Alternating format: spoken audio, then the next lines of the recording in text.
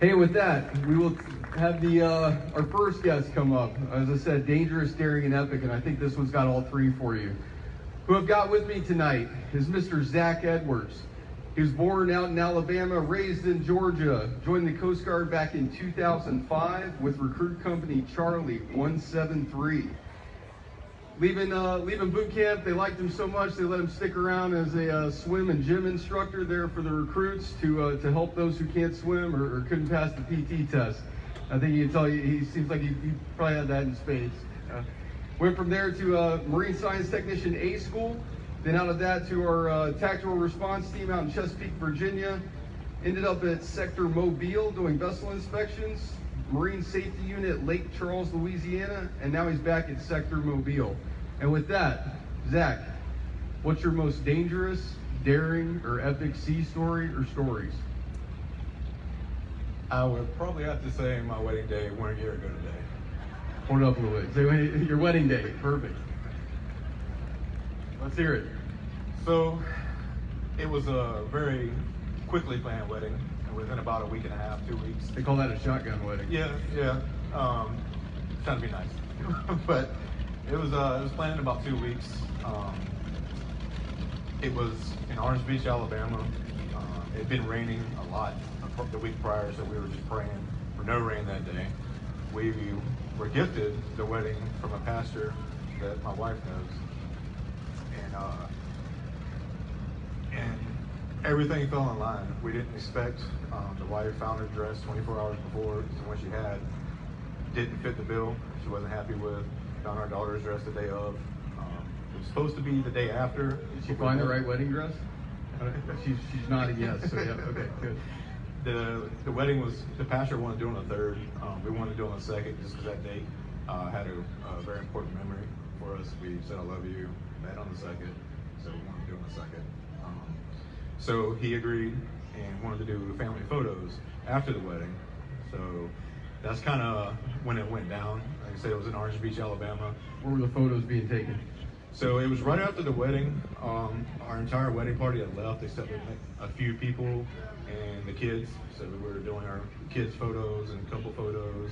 We should tell the audience when you say the kids, that's kind of a loaded thing. There's quite a few of them down there. Yeah, we got 6. Yep. So it was a Brady bunch, 3 and 3. So it seems like there's more some days. So those pictures took a while. Yes, they did. So as we were sitting there taking the photos, it was a red flag day. The surf was 6 to 8 foot, so people really shouldn't have been in the water. There's very few in the water. But as we were taking the photos, a woman came up and was like, "Hey, that guy's having a hard time getting back in." So the wife and I looked at each other, and she said, "Go get him." I'd probably still be standing there if she didn't. Did you know the woman? No, it was just somebody. She saw the groom and was like, no, she knew this guy was good. He had it. Okay. So I started taking my shirt off as fast as I could, and you had to make it dramatic. What's that? You had to make it dramatic. I mean, for the photos apparently. But so I started taking my pants off, and my wife's like, "No, you don't have time," because he was being pulled out really fast. He started probably 50 yards out. By the time I got to him, he was probably 150 or more, because it was a rough day that day. So as I started running and dove in, I saw 2 people going out to try to get him on boogie boards, and I didn't want it to be a multiple rescue or drowning, so I told them to go back, grabbed one of the boogie boards, and started swimming out. And as I'm swimming up on him, he's saying, he's choking and saying, I can't breathe, because he's ingesting the seawater. And so I finally was able to get to him. I grabbed him by his wrist, pulled him into my chest, and put my boogie board underneath his boogie board, and started trying to swim back in, making pretty good progress until we got stuck in the rip current. And at that point, I just decided, hey, I'm just going to keep his head above the water, and we'll get out here eventually, and just keep kicking and keep telling him to kick and keep his head out of the water, because he was exhausted at that point. Yeah, and explain a rip current just for anybody that doesn't know what it is. So rip current's when basically the undercurrent is pulling you out, and it can do so. You could be standing in knee-deep water, and it can just yank you out, depending on how bad it is. And that weekend alone, there was 134 rescues, and I think 4 deaths along the Gulf Coast, because we have a lot of tourists that just don't understand the dangers of it, and you can't see it all the time unless you know what you're looking for. And So it pulls you out quick. Like I said, he started at 50 yards and ended up probably 150 within a minute, or maybe a minute and a half. So you guys are out there treading water in the rip current, probably getting further from shore. So, like I said, we were making good progress until about halfway back in, and then it just stopped us. We weren't moving. I was having a hard time kicking because I had khaki pants on, and it was really weighing me down. His wife's laughing again because she told him to keep them on. I wish you'd let me take them off. It'd be a lot easier to swim. But so it was a hard time. But I knew the first responders in that area are great. So I knew if I could just keep his head above the water, they would eventually come. And the reason it took them a while to come, but the reason so is they were rescuing someone else at the moment down the beach. And so they finally did come, and they pulled up on the jet ski with a sled, and he was too tired to climb on. So I was able to kind of grab the handle, lift him up, put him on, and then basically pin him against the sled between myself and the sled, just holding it down tight. And I remember as they were pulling us in the jet ski, like they were giving it full throttle, and I was like kind of mad because it was everything I do to hold on. Slow it down? Yeah, because it was hard to hold on. But I managed to hold on. We pulled up, my face had bounced off the sled, so I was bleeding, and the wires were running out in the water. I went back to wedding mode. I was like, don't stop, because I didn't want to get blood on her dress, didn't want to get, the dress wet, because that dress, it was a godsend, because she found it the day before, because our other one wasn't her favorite. So, and then we just kind of pulled up. They started tending to the young guy, and we kind of went about our day and not thinking anything of it. And then tell everybody, what is today? Today is our first wedding anniversary. And so, a huge round of applause for the couple. And a round of applause for MST2 for that rescue. Incredible man doing it off duty, and being able to take charge like that speaks to the kind of person you are. So we hugely appreciate it. Thank you very much. And I want to say thank you, Grand Haven. This is amazing. I've never seen this kind of support for the Coast Guard. We really appreciate it. 100%. Thanks, brother. All right, I've got another one for you. We've got the president of the National Coast Guard Museum Association, Mr. Wes Pulver, who is a prior commanding officer of the Coast Guard cutter Eagle. That's the tall ship that we use to train all of our junior officers before they're commissioned. We've got some people back there waving. And I'll wave back. Retired after 28 years just recently, 14 of those years at sea and 7 years in command. Captain Pulver, what's your most dangerous, daring, or epic sea story or stories? So my favorite story is actually something about the people of the Coast Guard, the men and women who serve. With 14 years at sea, I missed a lot of holidays, a lot of time at home, and I spent a lot of time down off of Columbia and doing a lot of stuff. And it was the holidays that were really what I really remember most about the Coast Guard.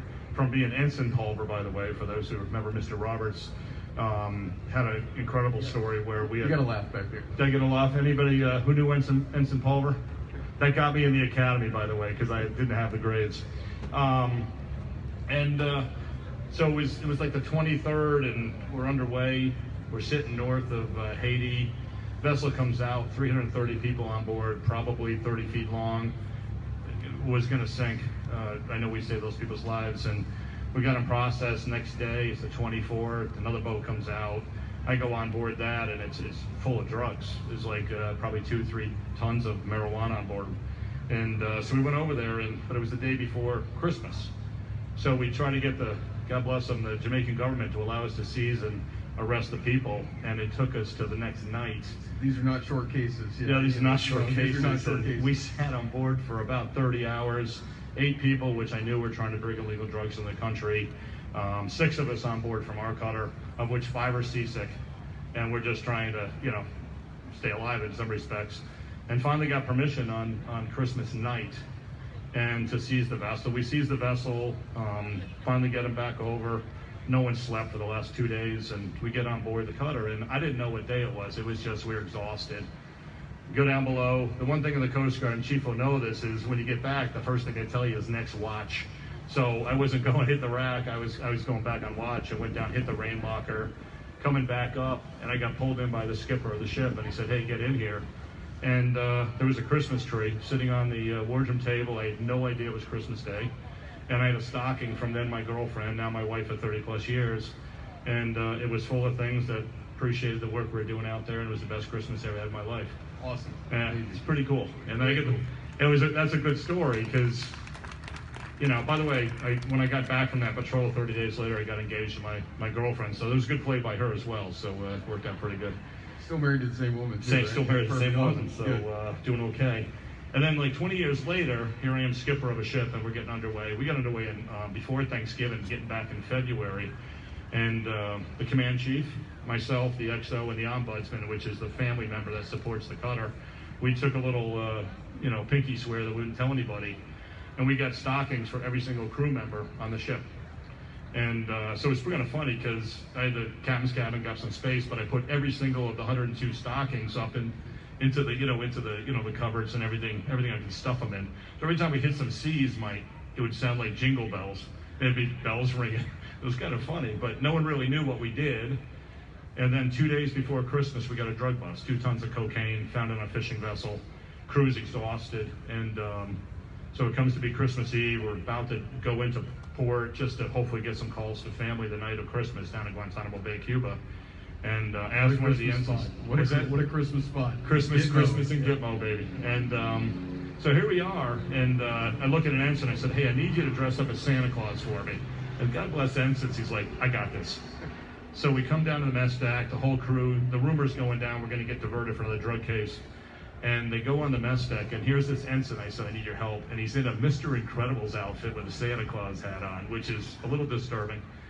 And we started handing out, to pay it back. We started handing out stockings. And the first guy, and you'll be happy, Michigan, the first guy was Jeff Sander. And Jeff was at 30 years Coast Guard, Warrant 4, really great guy. And he gets up, he actually sat on Pete Lang's lap, on Santa Claus's lap, and Mr. Incredible's lap, whatever. Right. And he had a Michigan stocking as a kid. His wife set it up that he didn't give the stocking they did at their house. He called his parents. And it was a U Michigan stocking. Jeff Sander sees it, breaks down in tears, and I knew it was a good Christmas. So that's holidays underway. So that's what we did. Awesome, sir. Oh, all good stuff. And Captain, while we have this opportunity here, so I know, again, the National Coast Guard Museum booth is right down where they're giving ship tours. They're going to be open tomorrow, I think the whole weekend. We will. And I know that there's a painting that's up for grabs, right, for anybody that signs up as a plank owner, and it's a painting of the Coast Guard Cutter Eagle. That's correct.